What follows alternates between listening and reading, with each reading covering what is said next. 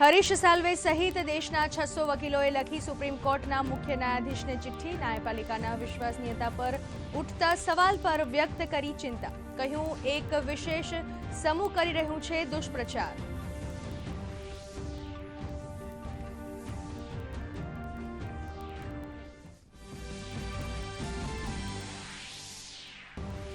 શરાબ નીતિ ગોટાળા કેસમાં દિલ્હીના મુખ્યમંત્રી અરવિંદ કેજરીવાલની રાઉજ એવન્યુ કોર્ટમાં કરાયા રજૂ।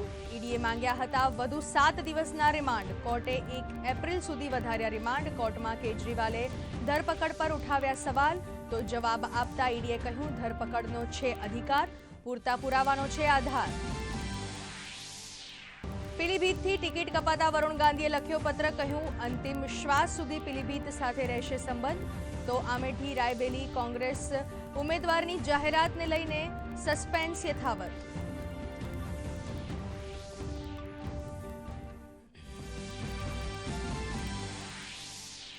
મહારાષ્ટ્રમાં મહાઅઘાડી ગઠબંધન પર ઘેરાયું સંકટ। ઉદ્ધવ ઠાકરેના પક્ષના ઉમેદવારની જાહેરાત બાદ નારાજ કોંગ્રેસ અને એનસીપી।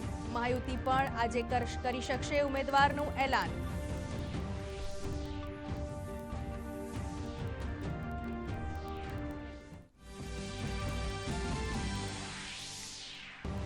ઉત્તર પ્રદેશના સરહાનપુરમાં જંગી જનસભાને મુખ્યમંત્રી યોગી આદિત્યનાથનું સંબોધન। કહ્યું, નરેન્દ્ર મોદી સરકાર માટે દેશ પ્રથમ, જ્યારે કોંગ્રેસ માટે પરિવાર પ્રથમ।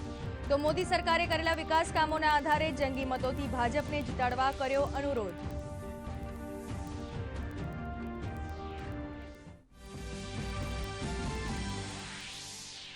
મિશન 26ને સાકાર કરવા સી.આર. પાટીલની રાજકોટમાં સોશિયલ મીડિયા ઓપરેટર્સ સાથે બેઠક।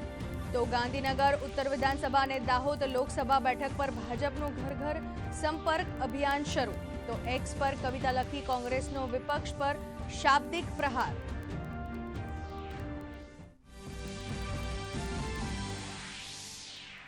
રાજ્યમાં આગામી 2 દિવસ કાળઝાળ ગરમીની આગાહી, જ્યારે સૌરાષ્ટ્ર અને કચ્છમાં હીટવેવની હવામાન વિભાગની આગાહી।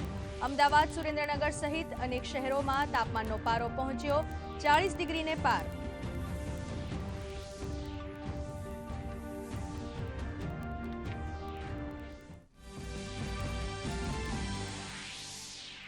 ભારતીય શેર બજારમાં આજે નોંધાયો ઉછાળો। 655 આંકના વધારા સાથે 73,651 પર બંધ રહ્યો સેન્સેક્સ। તો 203 આંકના વધારા સાથે 22,326 પર બંધ રહી નિફ્ટી। બજાજ ફિનસર્વ ગ્રીસમના શેરમાં નોંધાયો સૌથી વધુ ઉછાળો। તો સોના ચાંદીના ભાવમાં સામાન્ય વધઘટ।